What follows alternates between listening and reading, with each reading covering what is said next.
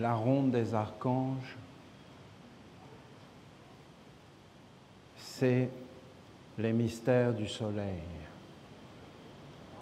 Et c'est le lien vivant qu'un homme peut avoir avec le soleil. Et si tu te places debout devant le soleil et que tu entres dans la vénération, non pas de quelque chose de mort, mais de l'être qui s'exprime à travers le disque, qui est en réalité la ronde des archanges. Et là, tu te tiens dans des sentiments de vénération, et tu peux voir le soleil qui s'élève dans les hauteurs, et tu peux sentir la terre qui te porte. Et c'est juste d'être avec et de t'éveiller dans la douceur, dans l'amour, dans le bien-être, dans le bien, dans ce qui est bien, dans ce qui est juste, dans ce qui est noble pour toi. Et de voir ce soleil s'élever et en fin de compte entrer dans les hauteurs et ensuite descendre et entrer dans les profondeurs, retourner. Parce que ce n'est pas la question de la vision moderne qui voudrait nous dire « mais c'est la Terre qui tourne autour du Soleil » et tout ça. Parce que cette vision moderne n'est pas du tout moderne. Elle est très ancienne. Et ensuite, ça n'a rien à voir. Parce que beaucoup de choses dépendent du point de vue que tu considères cette chose. Or, le point de vue est parfait, parce qu'on ne parle pas du soleil, mais on parle de l'homme. Et en réalité, l'homme se lève et l'homme se couche. Et l'homme suit le soleil. Et le soleil et l'homme sont un seul être. Et nous sommes lumière. Nous sommes chaleur, nous sommes vie et nous sommes un corps qui nous permet de toucher la terre, alors que le soleil, il la caresse, il la féconde, il l'appelle à la vie, à la résurrection et à la vie. Et nous sommes beaucoup plus grands que le corps. Et après, nous avons des concepts. Ce que je voudrais vous transmettre, c'est que la ronde des archanges, ce n'est pas simplement comme ça. C'est en réalité le soleil. Et c'est le voyage du soleil, à travers une année, bien sûr, mais à travers une journée. Et en fin de compte, le lien entre nous, le soleil et la terre, c'est quelque chose qui parle de produire.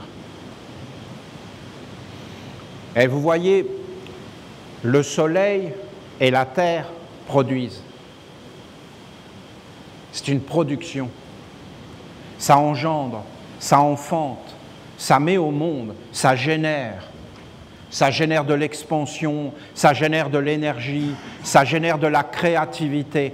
Et en fin de compte, c'est le dernier saut d'Uriel, de générer une force.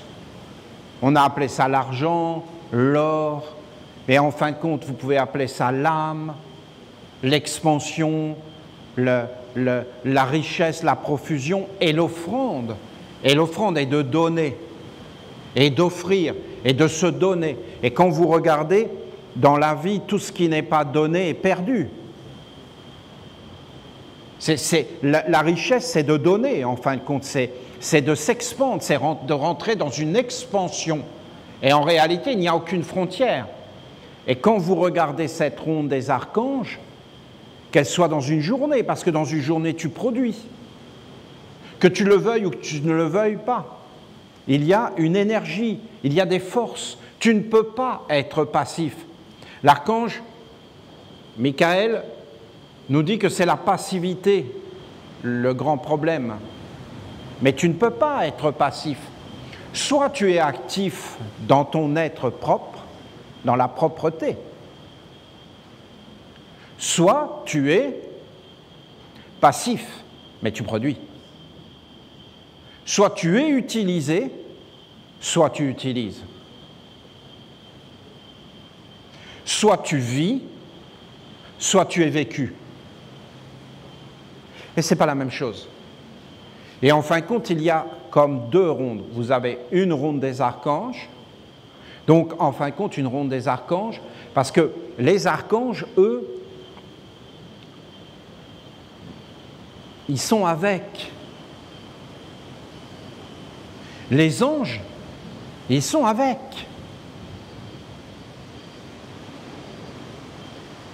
Ils vivent avec. Ils vivent les uns dans les autres. C'est ça qu'on appelle le respect, la douceur, l'harmonie. L'harmonie, le respect, la douceur, c'est d'être avec. C'est de vivre ensemble. C'est d'être commun. Dans la communion, dans le partage, dans la vie commune, dans la solidarité, dans beaucoup de choses. Et les contre-archanges, c'est-à-dire en fin de compte, les êtres qui sont sortis, qui ne sont plus avec, eux, ils ne veulent pas être avec. Ils veulent être séparés et avoir leur propre pouvoir. Et eux, ils produisent des déchets, du néant. Ils éteignent les lumières.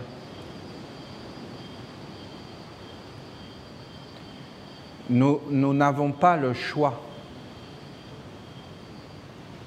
Soit nous allons vers la déchetterie, soit nous allons vers la beauté, la richesse, la splendeur. Et pour aller vers la beauté c'est toi. La beauté c'est le soleil, mais le soleil c'est toi. La beauté c'est la terre, mais la terre c'est toi. Et si tu es séparé, ben en fin de compte, c'est vraiment paradoxal, hein, parce que d'être ensemble, c'est d'être soi-même. Ce n'est pas possible d'être ensemble si on n'est pas soi-même. Mais en réalité, d'être séparé, eh bien, c'est d'être asservi et ne plus être soi. Vivre pour soi, c'est perdre le soi. Et vivre pour le tout, c'est gagner le soi.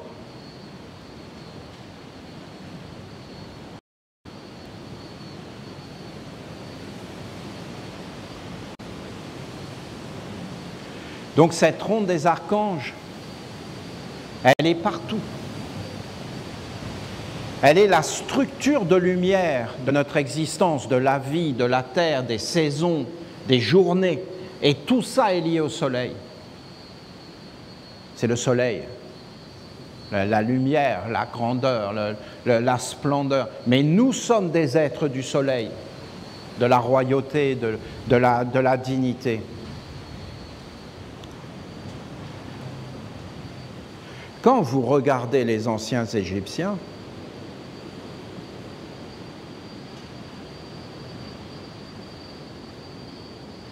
mais ils n'avaient pas du tout la même conscience que la conscience que nous avons, nous. Mais c'est deux mondes totalement différents. Parce que eux, ils ne voyaient pas la terre réellement. Ça ne les intéressait pas. Et par exemple, vous voyez des représentations, des hiéroglyphes, des dessins qu'ils ont faits. Et vous voyez une vache, et vous voyez des êtres qui, en fin de compte, tiennent les pieds de la vache, parce que c'est la ronde des archanges. Hein? C'est-à-dire, en fin de compte, c'est les prêtres qui tiennent les bâtons. Regardez ces hiéroglyphes, et regardez ce qu'on fait. Ah, on l'a fait exprès parce qu'on a regardé les hiéroglyphes égyptiens, donc on aurait fait la même chose parce qu'il fallait qu'on imite les anciens. Mais non, pas du tout. C'est comme ça. C'est toujours la même chose parce que c'est comme ça, parce que ça ne peut pas être autrement. Parce que tout le monde fait ça, parce que comment vous voulez faire? C'est la même vérité tout le temps, partout, qui se manifeste de façon totalement différente. Mais quand vous voyez cette vache, et vous voyez, ils tiennent les pattes, ben en réalité, ils savent que cette vache, c'est un monde supérieur qui les nourrit. Après, ils vont représenter le dieu Geb, c'est-à-dire pour eux, c'était la terre était un homme, et le ciel était une femme. Ouais. La terre était masculine, et le ciel était féminin. Et ils voulaient dire, en réalité, c'est maintenant que ça se passe, c'est maintenant que tu peux agir, c'est maintenant que tu peux féconder, et après, quand tu seras mort, tu seras dans le résultat de ce que tu as fait. Et donc, essayez d'imaginer la vache qui fait une bouse de vache. Eh bien, dans leur vision à eux, c'est le soleil. Et en fin de compte, ils sont, pour eux, l'humanité est en dessous de la terre. Et donc, en fin de compte, les êtres qu'ils voient, qu'ils croisent, et qui ne sont pas dans les temples, eh bien, ces êtres-là ne sont pas nés. Et quand ils voient le soleil, en réalité, c'est une bouse de vache. C'est parfaitement juste. Parfaitement juste. Et vous prenez les grands scientifiques aujourd'hui, leur concept, c'est de la bouse de vache. Ça nourrit une bouse de vache. C'est quelque chose... En Inde, c'est sacré, ils font du feu avec, ils construisent leur maison. Ils savent vivre, hein. Ils savent tout utiliser. C'est de l'ingéniosité. Tout est utile. Tu peux vivre avec tout. Tu peux tout transformer. Ils sont dans le génie. Ils se rendent compte, ça leur parle. Ils savent tout faire. Ils sont réellement indépendants parce qu'ils sont ingénieux. Ils n'ont pas perdu le génie. La curiosité, la débrouillardise, de savoir faire les choses sans apprendre, sans demander, sans être... ils savent, c'est inné. Quand vous regardez les Égyptiens, il y a la déesse du ciel, et en fin de compte, c'est la nuit. Et vous voyez le dieu Geb, il est comme posé, comme ça, sur la terre, et il n'a pas un grand intérêt. Ça veut dire, la vie terrestre dans ton corps n'a pas un grand intérêt. Voilà ce qu'ils disent. Par contre, ce qui a de l'intérêt, c'est cet être qui prend avec sa main, et en fin de compte, et toi, tu sors du corps. Et là, tu vas dans des mondes structurés, très organisés. Vous avez des mondes où les êtres sont asservis, les mains liées derrière le dos, la tête est coupée. Ils sont asservis. On leur dit quoi penser, comment vivre, comment parler. Ils savent ça. Et alors, ça se passe dans le plan physique? Non, non, ça se passe dans le monde des esprits, des génies, des égrégores. Et après, vous les voyez de plus en plus haut, et vous voyez en haut, ben, il y a les prêtres dans les temples, c'est-à-dire eux-mêmes, hein, qui en fin de compte essaient de maintenir un monde, de le maintenir. Parce qu'en réalité, ils ne sont plus vraiment dans les alliances. Ils ne savent plus comment faire. Ils sont perdus. Ils ont perdu Dieu. Et donc, ils essaient de maintenir par des rites, de maintenir. Mais quand Dieu est présent, alors tout devient dans la splendeur, parce que Dieu est présent. Mais ils ont perdu Dieu, donc ils sont des pauvres. Et ils sont en réalité dans le cycle et dans les cycles. Et ils sont dépendants. Et ils doivent sans arrêt refaire les choses. Et une de leurs grandes prières, parce que c'est des Esséniens, hein, une de leurs grandes prières, c'est « Au soleil, élève-toi, ressuscite et emplis le monde. » C'est-à-dire que tous les matins, ils devaient faire le soleil. Et le soleil devait sortir. Et c'est eux qui faisaient sortir le soleil. Et ils devaient vivifier le soleil et animer le soleil. Ils étaient comme habillés par des vêtements. Et en fin de compte, c'était naturel. Ils savaient. Par exemple, ils regardaient et ils voyaient ce qu'ils regardaient. Alors que nous, nous regardons et nous ne voyons pas ce que nous regardons. Nous sommes aveugles. Eux, ils parlaient et ils entendaient ce qu'ils disaient. Et ils savaient exactement si ça allait vers le côté sombre ou vers le côté de la sagesse, de la lumière, de la libération. Et quand ça allait vers le côté sombre, ils étaient effrayés. Et donc ils entraient dans les temples et ils essayaient de se protéger et d'empêcher que ça arrive. Parce qu'ils étaient perdus. Ils étaient donc dans des rites. Et ils faisaient tout un tas de choses pour, en fin de compte, enlever ça. Parce qu'ils le voyaient. Ils le voyaient. Ils étaient éveillés. Et comment c'est possible? Mais parce qu'ils avaient comme une chance autour d'eux et des êtres qui étaient avec eux dans les mondes subtils et qui les protégeaient. C'est-à-dire, ils étaient habillés, ils avaient un vêtement. Avoir un vêtement, c'est être protégé. C'est avoir chaud, c'est être protégé de la pluie, c'est être protégé en fin de compte.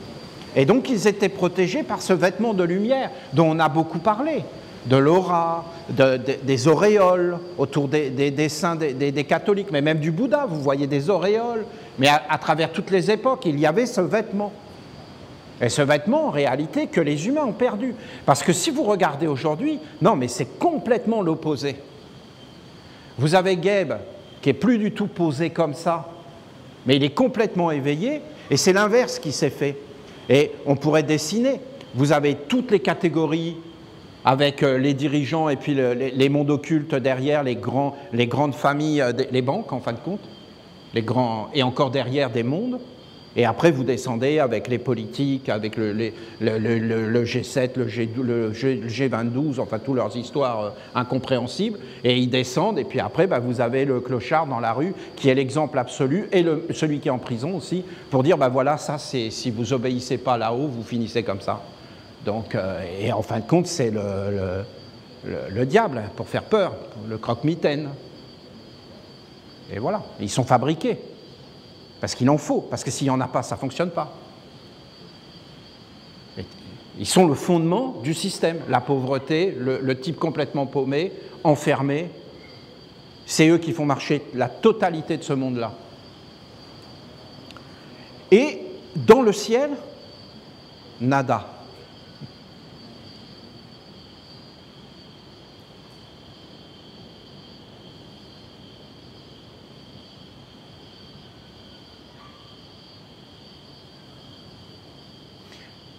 Si nous parlons du printemps, de quoi nous parlons? Ah, c'est la résurrection,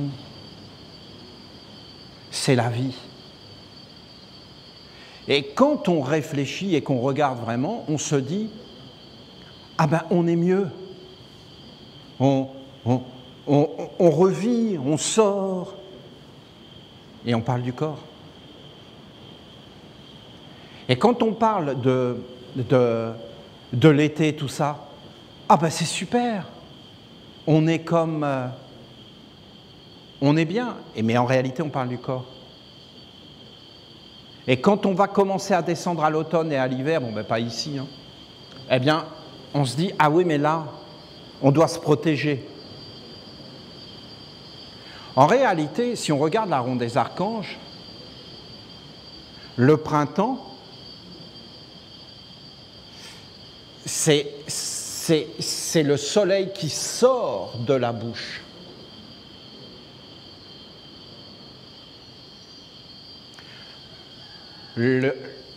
L'été, c'est le soleil qui est dans l'au-delà.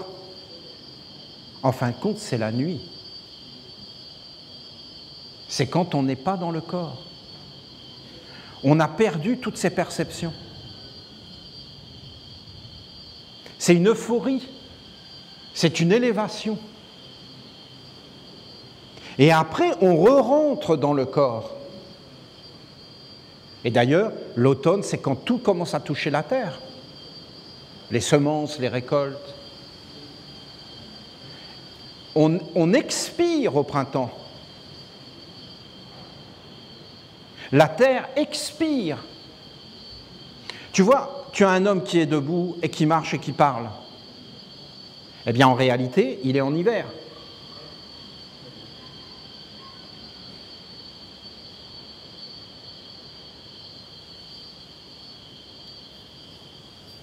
Mais non, il est en train de dormir. Non, non. Il est dans le corps. C'est l'été qu'il dort. On a inversé. L'été, il est dans les mondes de l'été.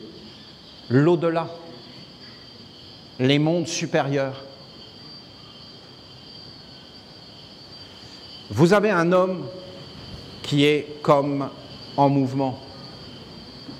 Et après, vous le voyez, et il sort de son corps, ben, il expire. Et après, ben, vous ne le voyez plus, ben, parce qu'il est très haut, dans l'autre monde. Et après, ben, vous voyez, il va se réveiller. Et regardez la Terre, comment elle fait. Et après, eh bien, le soleil descend, bien sûr, et en réalité, il est dans le corps. Et il vit dans le corps physique.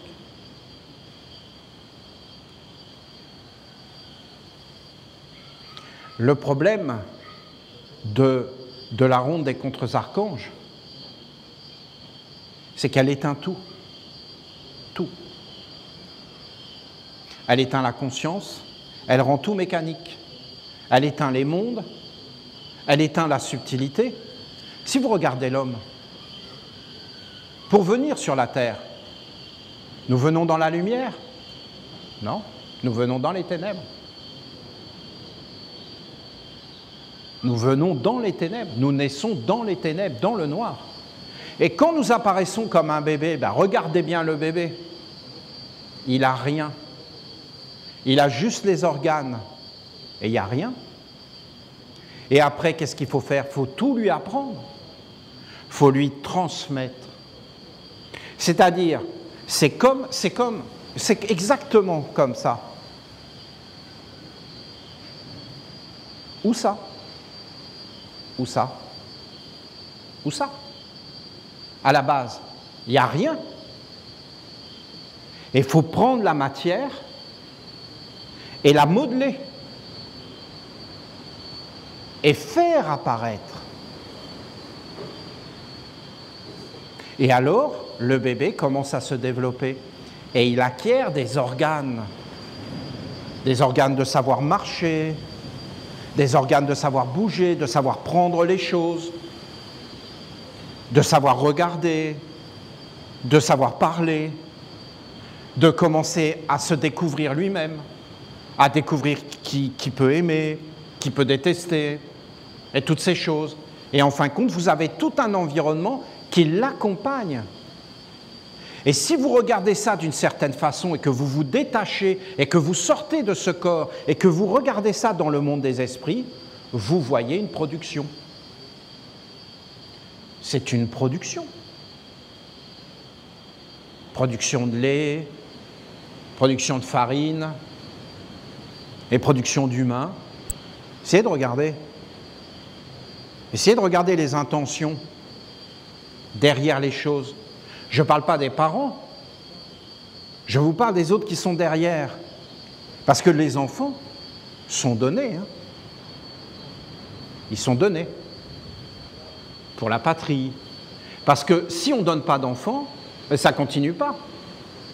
Et si on ne les éduque pas, ça ne continue pas. Il faut qu'on transmette notre art de vivre. Or, c'est des transmissions qui vont vers les ténèbres et vers l'extinction. Et là, maintenant, il faut être aveugle pour ne pas le voir, hein, parce qu'il n'y a absolument rien du tout. Je vous dis que même les religions sont en train de disparaître et qu'en fin de compte, même après la mort, ça ne produit pas. Et je sais que ce n'est pas évident, tout ce que je suis en train de vous raconter. Et quand mon père Claude, il dit « Mais les rites esséniens ont permis de garder ma mémoire. » Mais de quoi il parle? Et quand je vous dis que la mort de Louisette, le passage de Louisette a plu à Dieu, mais de quoi on parle? C'est pas d'entendre des paroles comme ça, c'est d'essayer de comprendre pourquoi elles sont prononcées et qu'est-ce qu'elles veulent dire.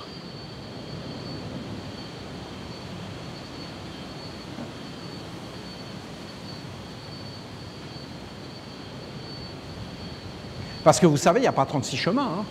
Il y en a deux. Soit la parole ne veut rien dire, dans ce cas-là, ça ne va pas plus loin, soit elle veut dire quelque chose.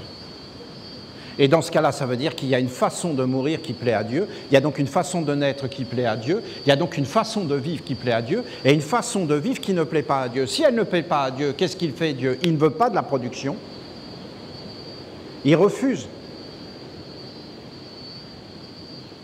Et si Dieu refuse, il n'y a pas d'échange, pas de contact, et à partir de ce moment-là, sa vie en vase clos. Ça tourne à vide pour rien. Vous entendez? Rien. Les arbres deviennent rien, le soleil devient une bouse de vache. On s'en fout royalement. Brille et ferme-la. Fais ton boulot. On ne veut pas en entendre parler. Connard. Voilà la mentalité à peu près, je suis désolé. Je rentre dans le moule, hein, et je vous le fais en vrai. Produis et tais-toi. Nous, on poursuit notre but de tout éteindre. Parce que la lumière nous casse les pieds. Elle nous remet en question. Et donc, en réalité, voilà, tous les matins est nouveau. Tous les matins, on doit honorer le soleil. On doit produire, c'est-à-dire générer des forces du cœur, générer de la bonté, générer de l'étude pour honorer, pour bénir. Il n'y a pas d'autre façon d'être au monde. Voilà.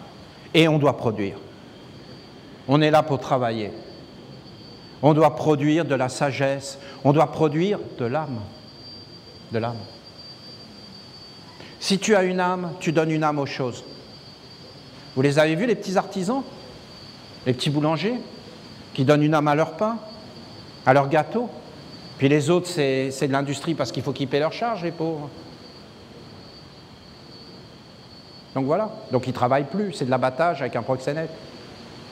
Donc en fin de compte, on parle de quoi? De gangsters, d'êtres qui dégradent, qui avilissent le travail, la poésie, l'âme, la chaleur, d'être ensemble. En fin de compte, de donner une âme, vous avez réellement deux chemins. Il est affolant le chemin là. Il est en train de prendre des proportions. Il est en train d'arriver à visage presque découvert. C'est vraiment dangereux, hein? Vraiment dangereux. Non, l'avenir est essénien. Ou alors...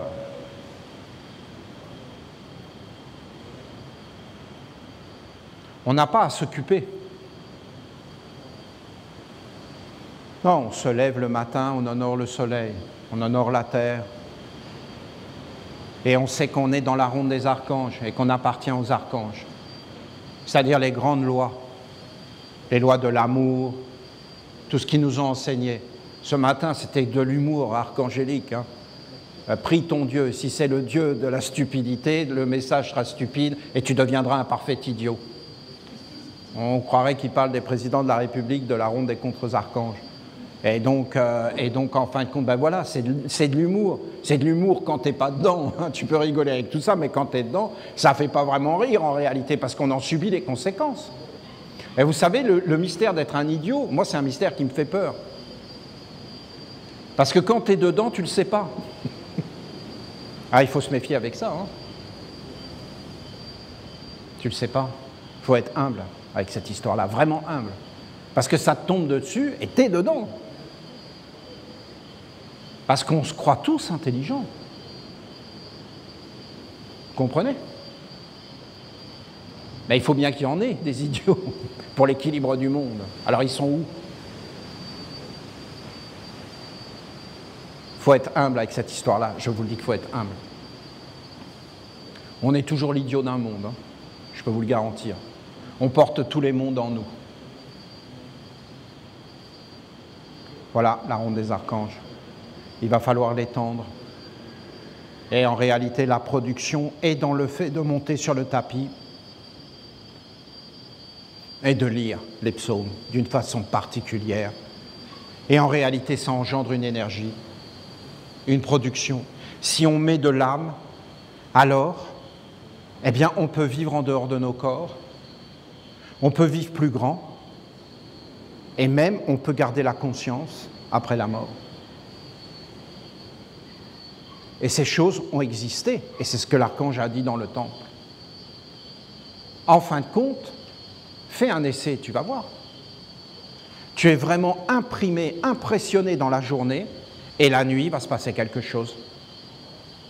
Et si tu commences vraiment à vivre avec dévotion, mais là, il faut vraiment comme renouveler des anciens villages. Il faut vraiment comme quelque chose de permanent. Il faut vraiment une discipline, il faut faire naître le soleil. Il faut bénir les arbres. Il faut donner de l'âme, du sens, de l'intelligence, de la beauté à tout ce qu'on fait, à toutes nos activités. À tout doit être rempli d'âme, de sens, d'intelligence, d'esprit, de génie, de dévotion, de prendre soin, de qualité de vie, de sérénité, de grandeur, de majesté, de pensée. Vous avez l'enjeu. Et il faut générer suffisamment de force pour que les égrégores deviennent puissants, les génies vivants, qu'on puisse transmettre à nos enfants. Je peux vous dire que c'est dur de transmettre aux autres. Parce qu'il faut que tu aies des organes parfaits pour que ça fonctionne. Parce que tu ne peux pas transmettre des rêves, des souhaits. Un souhait, c'est quelque chose qui n'a pas de consistance. Il faut transmettre un corps, un organe, c'est ce avec quoi tu vis. Un souhait, c'est ce que tu espères, c'est ce que tu voudrais. Un corps, c'est réel. Un souhait, c'est une projection. Ça peut devenir réel. Je ne dis pas que ce n'est pas bien. Mais il faut avoir la connaissance pour arriver à amener les choses dans le réel et vivre avec, et être dans la communion et restaurer l'ordre. Après, les êtres, ils vivent comme ils veulent. S'ils veulent animer une contre-ronde des archanges, il n'y a pas de problème. Mais nous voulons animer la ronde des archanges. Et la chance que nous avons, c'est que les archanges le veulent. Parce que ça n'a pas été toujours le cas.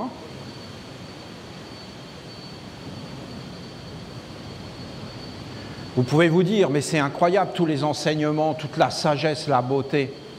Mais ne croyez pas que c'est parce que nous serions supérieurs à nos prédécesseurs. C'est juste que les archanges le veulent. Ils l'auraient voulu avec n'importe qui, ils l'auraient fait avec n'importe qui. Ils le veulent. C'est une opportunité. grande et belle. C'est un peu plus clair. Pour moi, l'étape maintenant, c'est qu'il y en ait de plus en plus qui montent sur le tapis et qu'on leur donne toutes les conditions de musique, de parfum pour toucher leur sens et éveiller une atmosphère et qu'ils prononcent les psaumes eux-mêmes en s'éveillant et dans une offrande. Et qu'en fin de compte, les psaumes commencent à grandir, et le fait de monter sur le tapis, et le fait d'invoquer, et le fait de prier, et d'utiliser la parole, et de commencer à dire des paroles, et toute l'écriture qu'on a mis. Et en fin de compte, ça va générer une force qui va en réalité nous ouvrir de nouveau les portes des mondes supérieurs, qui vont voir qu'on met en action et qu'on est fidèle et qu'on est vrai. Et alors peut-être que l'ancien savoir reviendra et que nous serons beaucoup plus forts parce que nous aurons les deux mondes et l'alliance avec un monde supérieur qui régénère tout et qui bénit tout. Parce que c'est ce que nous faisions avant. Il y avait des êtres parmi nous, dans les peuples, qui étaient comme offerts à Dieu. Et ces êtres, en fin de compte, n'étaient plus des hommes. Parce qu'il faut comprendre que c'est tellement beau d'être impersonnel, parce que si tu es impersonnel, eh bien en réalité, tu vois les choses d'une façon juste. Et que c'est souvent nous-mêmes qui faussons la vision, nos intérêts, nos croyances, nos attentes, nos perceptions. Et la parole de Jésus, celui qui a le cœur pur, verra. Il verra Dieu. Et si l'œil est dans la lumière, le corps tout entier. Qu'est-ce que c'est beau! Il voulait dire, en fin de compte, celui qui est impersonnel, celui qui n'a plus d'attente, celui qui n'est plus un être humain. Alors celui-là, qui est dans la neutralité parfaite, qui est impersonnel, qui est totalement ouvert au monde supérieur, sans intérêt, sans rien le vouloir en propre dans l'homme et dans la mort, celui-là, il fait vivre Dieu sur la terre. Et c'était le but de tous les peuples, d'offrir un être qui était capable de faire vivre Dieu et de renouveler tous les mondes. Mais c'est trop clair. Vous les voyez, les chrétiens? Bienheureux les cœurs purs, ils verront Dieu. Ils répètent. Ils ne comprennent pas que c'est tout un art, toute une science, tout un art de vivre, une organisation colossale. Ils avaient tous les moyens de le faire. Hein. Mais voilà, sûrement on est puni. On ne le mérite pas. Mais la maman nous a appelés les méritants. Eux, c'est les pénitents.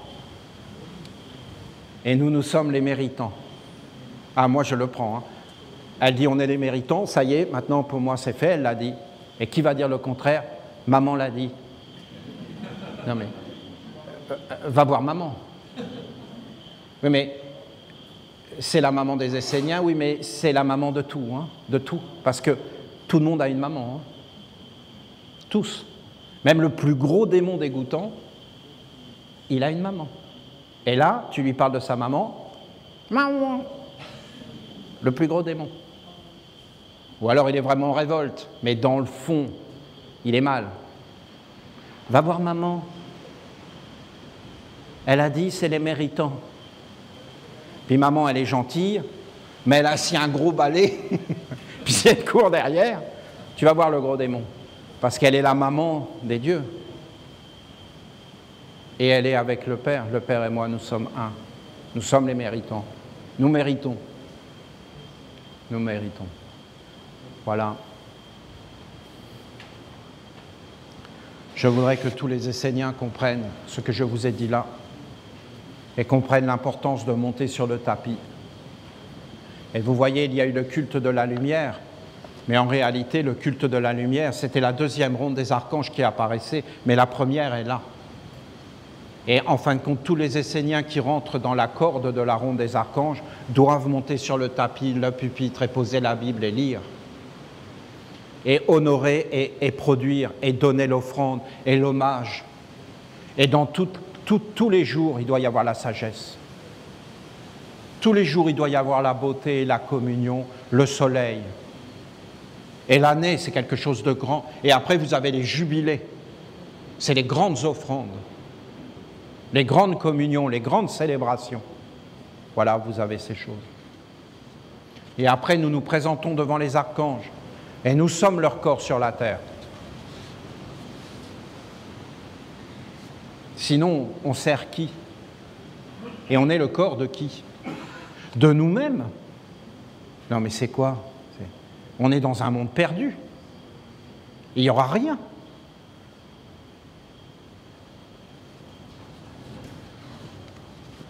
Dans le corps humain, c'est les cancers qui se séparent du corps et font une vie indépendante. Et en fin de compte, ils tuent l'organisme. Il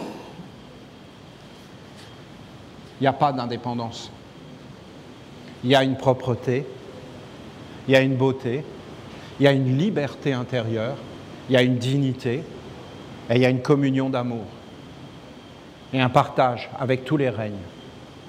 En dehors de ça, non. Il y a des lois à respecter. Voilà, c'est l'ange de l'ordre des hiérogrammates.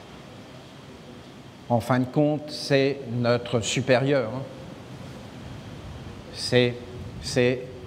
On a Florent et au-dessus on a l'ange.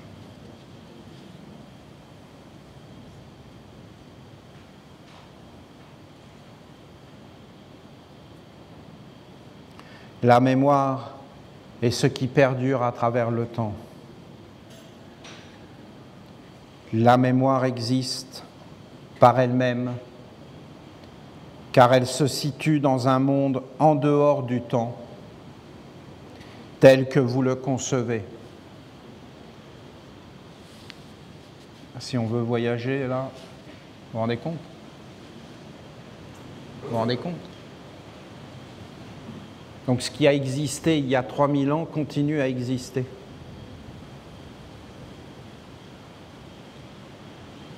Non mais là, c'est une science phénoménale. C'est la science de l'écriture. Et regardez la dignité que ça nous donne, mais aussi la responsabilité. Parce que ça veut dire que ce qu'on est en train de faire là est en train de s'enregistrer.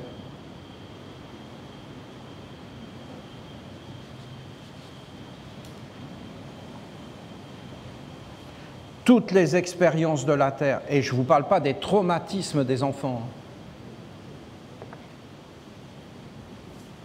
qui te pourrissent toute ta vie sans que tu t'en aperçoives, et toutes les mémoires cachées, enfouies à l'intérieur, qui peuvent ressortir à n'importe quel moment dans une circonstance. Et là, tu es en panique, tu perds le contrôle, ou alors tu vis des ravissements. Et je peux vous dire qu'aujourd'hui, on nous bombarde plutôt d'énergie sournoise. Je suis désolé. Moi, j'aimerais bien que ça soit le contraire, mais je ne vais pas vous dire ce qui n'est pas.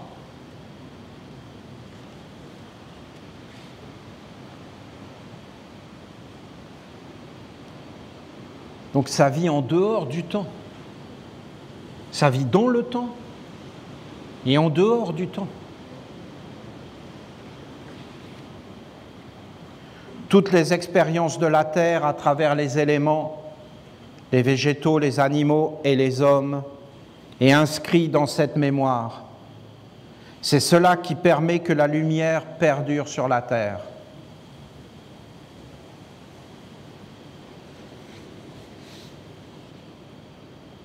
C'est aussi par ce moyen que les ténèbres demeurent. Ils se perpétuent.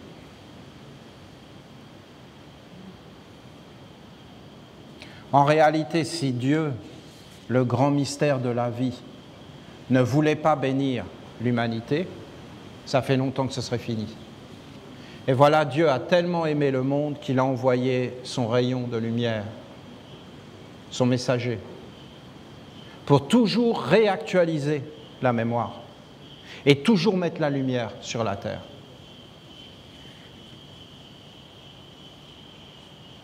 Tout ce qu'accomplit un homme sur la terre s'inscrit dans la mémoire et ainsi peut perdurer d'une multitude de façons.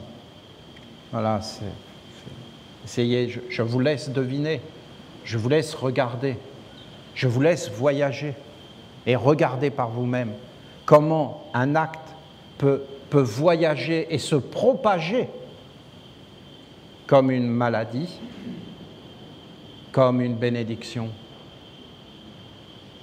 Là, ils sont dedans, là. Ils se protègent de l'invisible. Ils ont perdu le contrôle. Ils récoltent. Nous récoltons. Nous sommes dedans. C'est commun.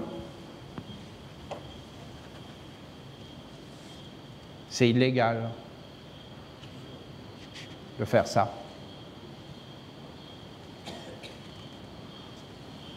Ce n'est pas seulement ce que fait l'homme qui s'enregistre, mais c'est aussi l'intention et les mondes subtils avec lesquels il était en association. Aucun homme n'est seul. L'œuvre d'un homme est toujours associée à un contexte, et c'est la globalité qui s'inscrit dans la mémoire. Cette mémoire est vivante et elle est un grand mystère. Non mais écoutez,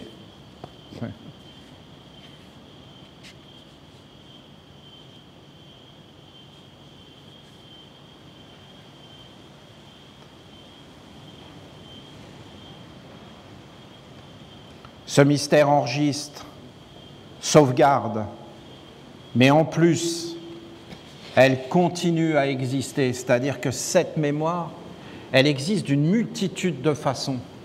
C'est-à-dire qu'elle va exister par elle-même sans corps, il y a un corps quand même, mais pas comme on le conçoit, et en fin de compte, elle va passer à travers des individus pour s'augmenter et continuer à perdurer et à s'alimenter, et en fin de compte, continuer elle aussi à faire des expériences. Et c'est là qu'on parle de génie du bien ou de génie du mal, qui sont nourris par une multitude d'êtres. Et si vous regardez toute l'humanité aujourd'hui, qu'est-ce qu'ils nourrissent? Et qu'est-ce qu'ils produisent? Mais détachez-vous et regardez par vous-même. Ouvrez vos yeux. Planez au-dessus de la terre et regardez l'humanité. Et regardez ce qu'elle nourrit, qu'est-ce qui l'anime. Regardez les enregistrements et qu'est-ce qu'ils font avec. Et regardez leurs expériences et les êtres qui sont derrière. Et pourquoi ils le font et qu'est-ce qui les anime et qu'est-ce qu'est leur âme. Parce que l'âme, il faut arrêter toutes les spéculations. C'est juste ce qui t'anime.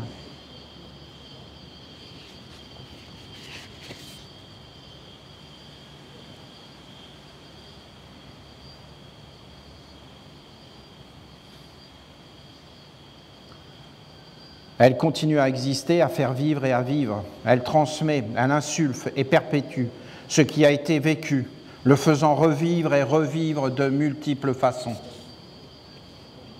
Un homme peut transmettre une mémoire vivante de son vivant. Elle devient alors un corps, une expérience tangible, reproductible, qu'on peut transmettre. Une expérience.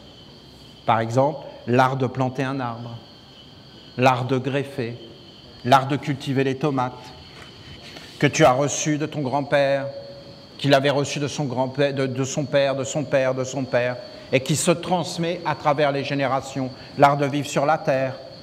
Mais comprenez, ce n'est pas un homme qui transmet à un autre homme, c'est un monde entier.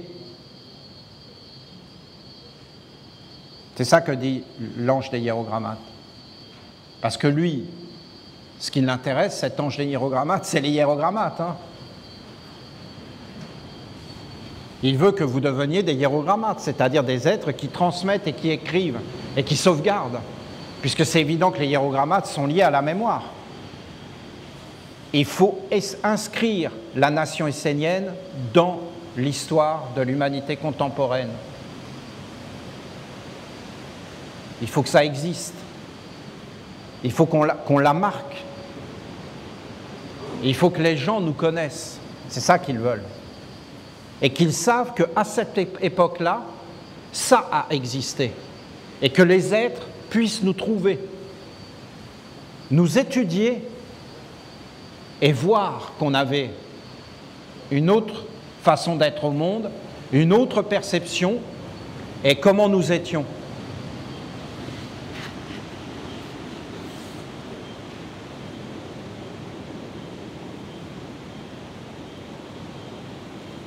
Un homme peut transmettre une mémoire, un état d'être, un ancrage, un lien indestructible qui peut traverser les âges sur la terre en passant d'un être à un autre. Alors moi, je suis un hiérogrammate, je ne sais pas si vous voyez. Même là, je suis en train de vous parler, mais je bouge mes orteils. Ah ouais, non, mais je suis en train d'écrire avec mes pieds. Non, mais je vous le dis. Et là, j'étais en train d'être un stylo en entier pendant que je vous parle, pour écrire sur la terre. Moi, je veux transmettre. C'est sûr. Et je veux éduquer. Et générer des organes et des perceptions. Je vous dis clairement. Et je ne suis qu'un hiérogrammate. Ni plus, ni moins. Un hiérogrammate parmi d'autres hiérogrammates. Comprenez bien. Il ne faut pas imaginer des choses. Moi, j'appartiens à l'ordre des hiérogrammates. J'en suis fier, je peux vous dire. Et je serais moins fier si j'étais tout seul. Le maître des hiérogrammates, ce n'est pas moi, c'est Florent. Moi, je suis au service de Florent. Il faut que vous compreniez comment je pense. Je respecte les lois, j'adore ça. Je respecte les codes, parce que c'est la force.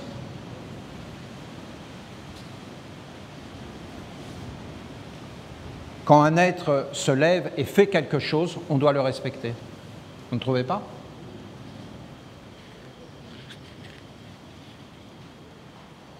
Je voudrais que vous preniez conscience de votre rôle de hiérogrammate.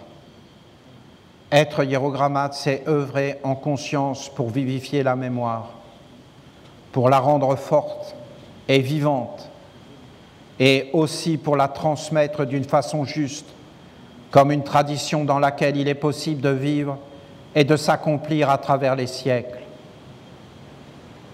Je voudrais aussi vous instruire sur la mémoire de l'humanité. Dieu a décidé que la lumière demeurerait présente sur la terre. Voilà. Il l'a décidé. C'est le patron. On n'a même pas à se poser des questions. Parce que ce n'est pas à nous de décider. Parce que nous ne sommes pas assez sages. Moi, par exemple, au milieu de vous, je ne suis pas assez sage. Vous entendez? Moi, en fin de compte, je fais ce que je pense être juste. Et en fin de compte, je suis un serviteur, ni plus ni moins. Et en fin de compte, je ne me pose pas la question si l'autre n'est pas un serviteur. Je ne me pose même pas la question de tout ce que je vous ai dit, de la ronde des archanges, des contre-archanges. Pour moi, je mets tout le monde dans la grande ronde des archanges. Voilà. On est sur un bateau, il y en a un qui rame à contre-courant, on ne le met pas par-dessus bord. On lui dit d'arrêter de ramer, il ne veut pas, on est pressé, on continue à ramer. Voilà, on a un frein avec nous. Et on rame. Et on attend qu'il s'éveille et qu'il se dise, bon, voilà. Voilà. On voudrait qu'il s'épuise vite. On rame 4 fois plus fort.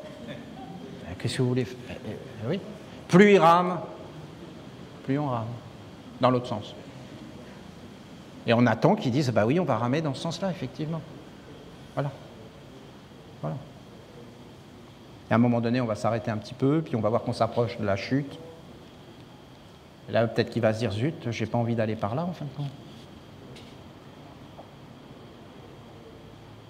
Être hiérogrammate, c'est œuvrer en conscience pour vivifier la mémoire, pour la rendre forte et vivante, et aussi pour la transmettre d'une façon juste, comme une tradition dans laquelle il est possible de vivre et de s'accomplir à travers les siècles.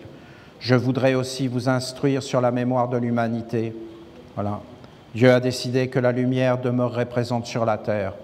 C'est pourquoi, à travers les âges, il y a toujours un ordre sacré, l'ordre des hiérogrammates.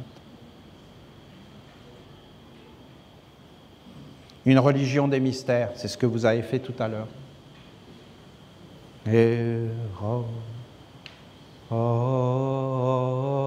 Ça y est, c'est inscrit. C'est fait. Et le monde est différent. Quelque chose est apparu. C'est très simple. On le fait sans arrêt, nous les Esséniens.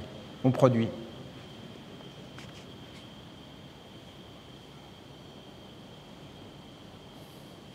Une religion des mystères, des messagers, qui permettait de rallumer la flamme afin que perpétuellement elle soit vivante et existante sur la terre. Des messagers. Donc vous avez reçu l'initiation des hiérogrammates qui est une splendeur sur la terre, une splendeur, splendeur. Détendez-vous et appelez. Appelez tous les hiérogrammates qui ont existé. Appelez-les et dites-leur, vivez à travers moi, je me donne à vous.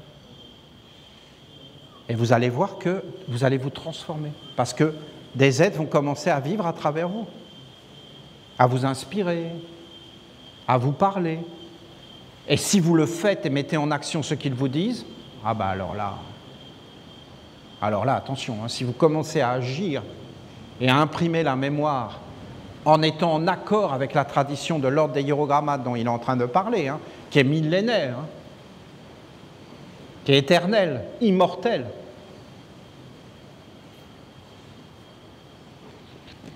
On était à Montségur et il y avait la deuxième ronde des archanges et les cathares qui nous parlent du consolamentum. Non mais c'était énorme. Hein. Et je les voyais les cathares, hein, et ils ont envoyé un cathare qui était représentant des cathares. Et quand j'ai voulu voir où ils étaient, ben, ils n'étaient plus sur la terre. Et en fin de compte, ils continuaient à vivre.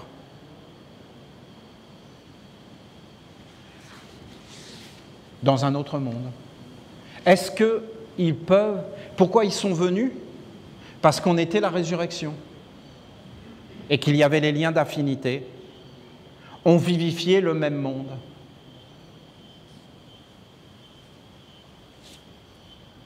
Est-ce qu'on peut revenir dans un corps sur la terre? Oui, bien sûr. Et après, retrouver sa mémoire? Oui. Et des multiples mémoires? Mais oui. Tout notre corps est formé de mémoire. Tout ce qu'on voit autour de nous, c'est de la mémoire vivante. C'est colossal. Le monde n'est pas du tout comme il pense qu'il est, hein, et comme on nous a enseigné.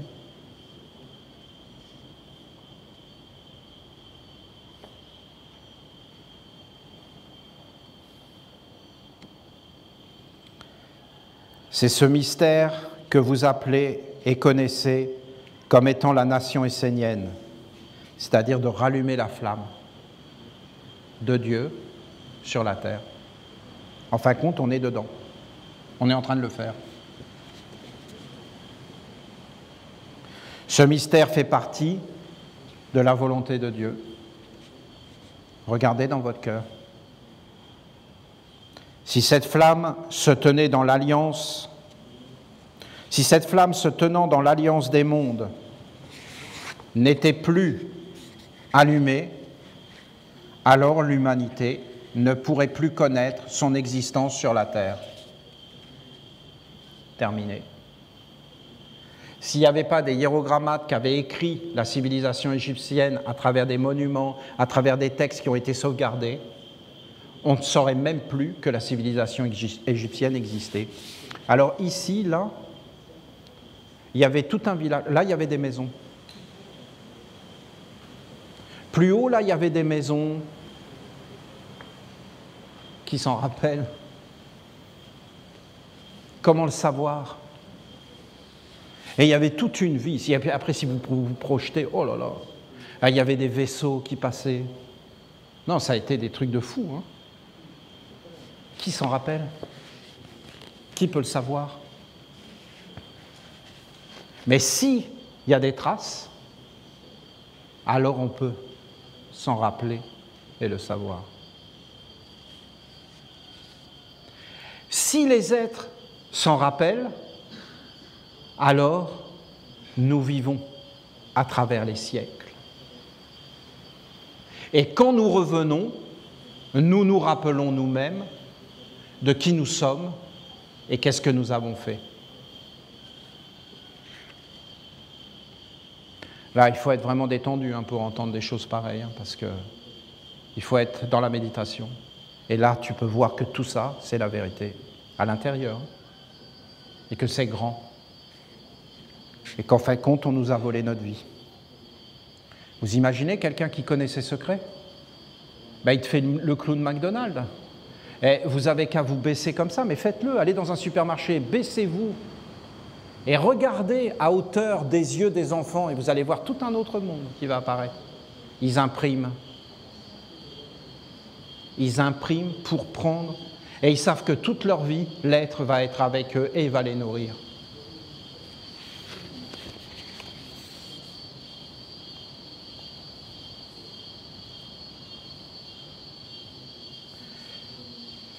Qu'elle en ait conscience ou pas, la lumière doit toujours être une flamme allumée au cœur de l'humanité.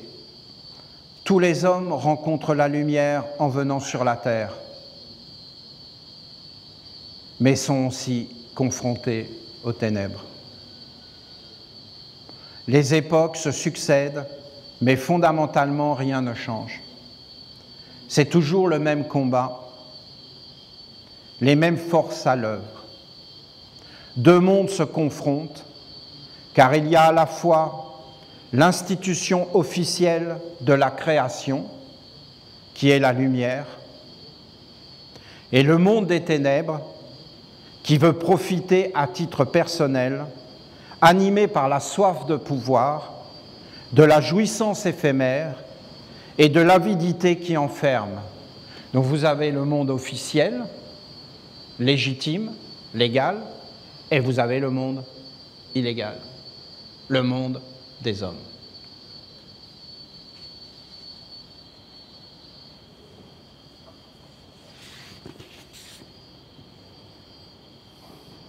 C'est normal, eux ils vont dire, mais non, nous on est légal, on s'autorise. On s'autorise nous-mêmes.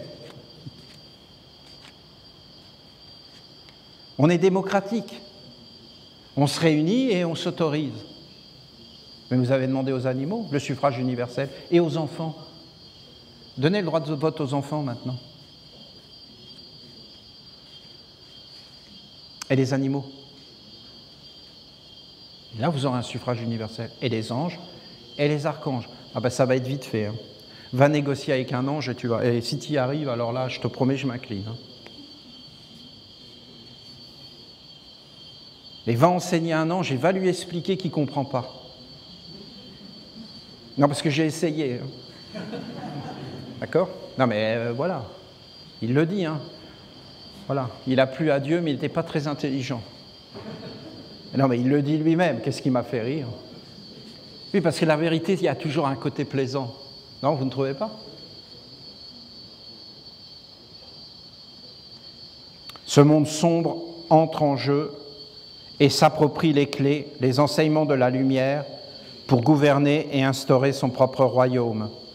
Sachez que ce conflit est lié uniquement à l'humanité terrestre, car dans les mondes supérieurs et les autres mondes, cet affrontement n'existe pas. Eh bien, vous vous rendez compte? Donc tu es dans le monde des hommes, il y a un affrontement de dingue. Tu sors du monde des hommes, il n'y a aucun affrontement. C'est juste une bulle. Ça n'a aucune existence réelle.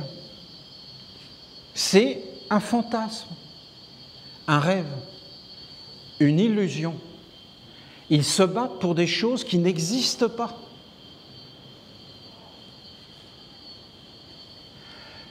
Ce n'est qu'une mémoire qui perdure et qui n'existe que dans une certaine sphère liée à l'humanité incarnée. Cela paraît réel, et cela l'est d'un certain point de vue, mais dans un autre contexte, cela n'est plus et n'a aucune consistance. C'est grave. C'est grave d'entendre des choses pareilles. La nation essénienne existe au cœur du monde des hommes, mais fondamentalement, elle n'est pas liée à ce conflit. Nous n'avons rien à voir avec tout ça. Sa vocation première est d'allumer la flamme de Dieu en ressuscitant le passé et en écrivant le futur. Par son action dans le présent, la nation essénienne est hors conflit, car son but est la flamme qui permet à la vie divine de perdurer sur la terre. Donc ils sont tous d'accord qu'il faut que ça perdure et donc ils ont besoin pour continuer à se battre. Pas pour se transformer, hein, pour continuer à se battre et à gagner.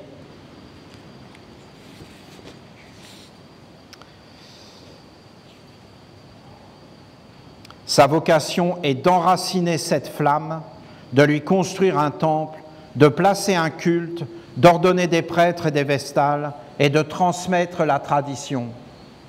Cette flamme est à l'intérieur de tout homme venant en ce monde et le but de la nation essénienne est de non seulement montrer ce chemin, mais de l'ouvrir, de l'instaurer, de le faire fonctionner afin que l'humanité puisse fleurir et découvrir la porte de sortie de cet affrontement stérile. Quel message incroyable! C'est stérile. Il n'y aura jamais de gagnant. Il n'y a rien. C'est pour rien. Ça ne produira rien. Il ne gagne rien. La flamme de Dieu est ce qui est depuis le commencement des mondes et donc depuis l'éternité. L'humanité est prisonnière d'une mémoire qui se nourrit d'une illusion et la nation essénienne doit apporter l'impulsion vers l'éveil et vers la libération. Et vous voyez, rien que ce texte.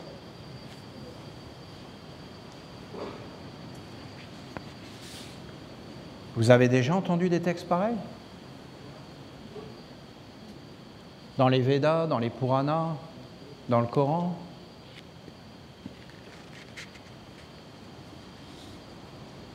C'est directement des anges. Et pas les anges des bisounours, hein, des humanités perverties, et totalement dans des illusions.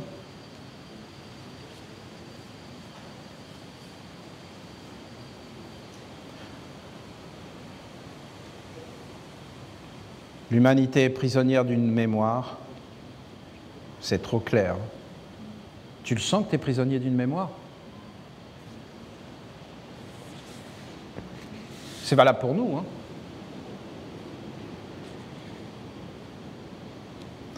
Votre rôle est donc fondamental, impersonnel. Hein. C'est un service, c'est une œuvre. Car vous pouvez engendrer une autre mémoire qui sera capable de guérir ce qui est malade à travers les temps. Tous les hommes sont dans cette mémoire et ils contribuent à la faire perdurer à travers leur incarnation et à travers ce qu'ils considèrent comme leur expérience de vie. Il faut l'envoyer en Corse. L'obscurité enchaîne, elle conduit vers la lumière trompeuse et fait perdurer l'historique négatif. La véritable lumière digère, transforme en sagesse et ouvre le chemin de la libération. Nous n'avons pas d'ennemis. Vous, les hiérogrammates, vous appartenez à la lumière. Donc, tu rentres dans l'ordre des hiérogrammates et tu appartiens à la lumière. Après, tu deviens passif. Ben voilà. Mais si tu commences à devenir actif, à structurer, et à faire grandir, et à faire apparaître, alors là, c'est quelque chose, hein.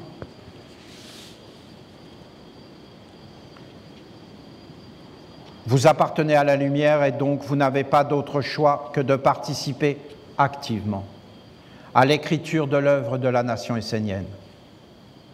Si vous aimez la lumière, alors approchez-vous d'elle avec respect.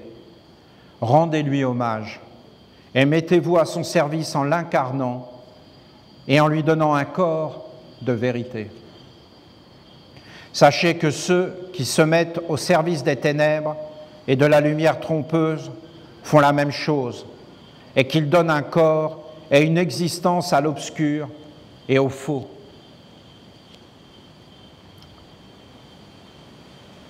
Aujourd'hui, la nation essénienne doit perpétuer la flamme qu'elle a reçue en héritage par l'Alliance. Elle doit la poser et lui donner un corps et la transmettre afin que l'humanité continue son chemin jusqu'à la libération. Que chaque hiérogrammate soit porteur d'un monde, d'une fonction, d'une partie de l'œuvre d'ensemble. Que chaque hiérogrammate allume sa flamme et l'unisse à l'océan de lumière de l'ordre. C'est un ordre immortel, éternel. C'est une succession d'êtres qui ont marché sur la terre et qui ont écrit et posé des œuvres de libération, de grandeur, de noblesse. On est dedans, hein? Ça, ce message est une grandeur et une noblesse, je trouve, hein? Il porte à la réflexion, c'est déjà énormément positif. Ne soyez pas dans la spéculation, dans l'abstraction, mais soyez réels, concrets, jusqu'au plus profond de vos cellules. Ne rêvez pas votre vie dans l'ordre des hiérogrammates, mais vivez-la activement, réellement, profondément, jusqu'à produire une œuvre qui sera transmissible et dans laquelle d'autres êtres pourront vivre. Organisez-vous, structurez-vous, afin qu'aucun d'entre vous soit inactif et passif. Que chacun trouve sa place, son rayon, et soit actif pour la victoire de cette nation de Dieu.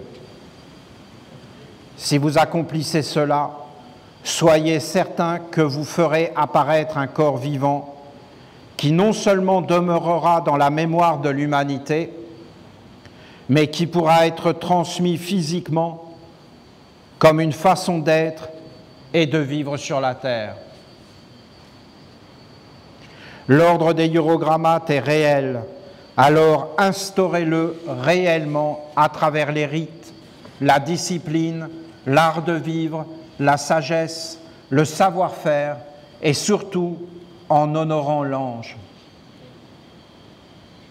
Qu'est-ce que signifie pour vous l'ordre des hiérogrammates? Répondez à cette question et ensuite approfondissez-la pour la rendre belle, noble et pour améliorer votre vie et celle de vos héritiers qui vont perpétuer votre mémoire. Ils vont perpétuer notre mémoire en accomplissant l'œuvre que nous accomplissons. Et même en la menant plus loin. Et là, c'est le bonheur intégral. Et c'est la victoire. Que voulez-vous transmettre aux générations futures à travers cet ordre? Dans cet ordre, chacun de vous est une cellule qui constitue des organes et finalement le corps tout entier. Moi, je me tiens au-dessus, comme le soleil, de cette fonction et de ce corps. Soyez des cellules vivantes, actives, respectueuses du bien commun et claires dans votre fonction. Si vous accomplissez parfaitement cette fonction, alors un corps apparaîtra et vous pourrez la transmettre et ainsi perpétuer la mémoire d'une façon puissante et libératrice. La victoire de la mémoire, c'est quand il y a la transmission de la lumière qui permet la continuité sur la terre. Ce n'est pas simplement qu'elle soit vivante parce que tu as fait quelque chose, mais c'est que tu la transmets réellement à un autre être qui va perpétuer ce que tu as fait.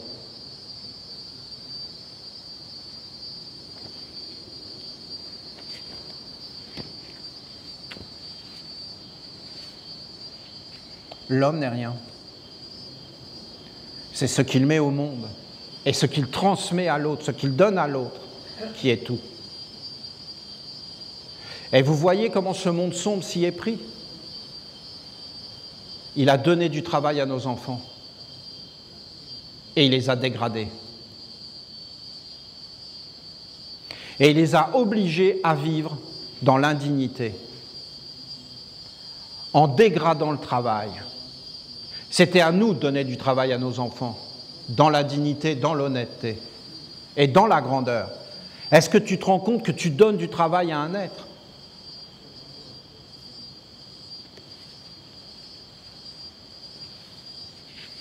Je ne peux pas expliquer ça, moi je le sais tout ça. Je l'ai fait. Je sais de quoi je parle. Comprenez que votre rôle est fondamental car vous devez inscrire cette œuvre de la nation essénienne dans l'histoire de l'humanité. Faites-le. Transmettez aussi cette œuvre et votre rôle à travers votre filiation divine. Vous êtes des enfants de la lumière et aussi des parents de Dieu.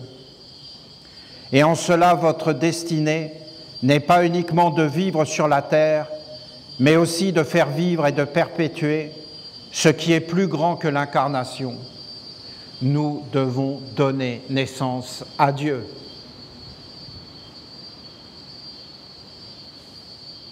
De génération en génération. C'est ce que j'ai essayé de vous expliquer.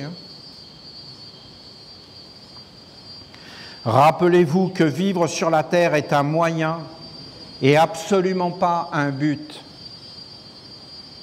Vouloir envers et contre tout vivre sur la terre et uniquement sur la terre fait chuter dans le côté sombre et illusoire.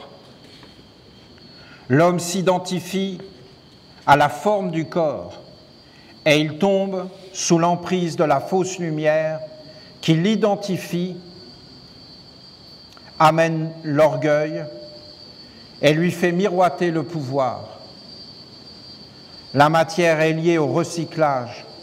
Elle est juste un moyen d'accomplir une œuvre de splendeur et elle ne sera jamais un but à atteindre. Instaurez la tradition essénienne et perpétuez-la.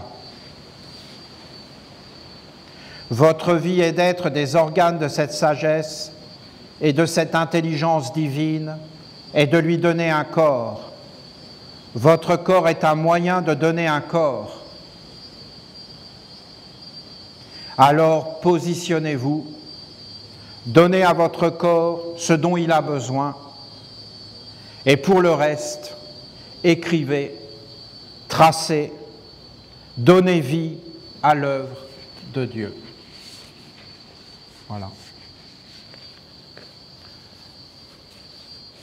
Pour moi, c'est cela, un vrai gouvernement. C'est nos supérieurs, les anges, qui gouvernent.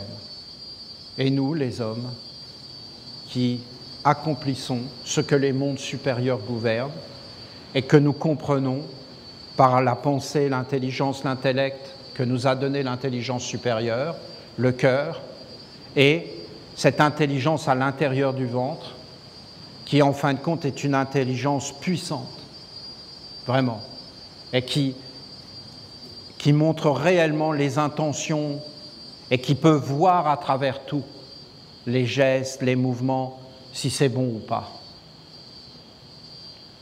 Je suis un peu long, j'avais beaucoup de choses à vous dire. Recevez toute ma gratitude et d'être avec vous, de partager de la communion de cœur et d'être ensemble, d'être comme unis. Nous sommes au bout du monde et nous sommes ensemble au bout du monde. Nous sommes dans tous les mondes.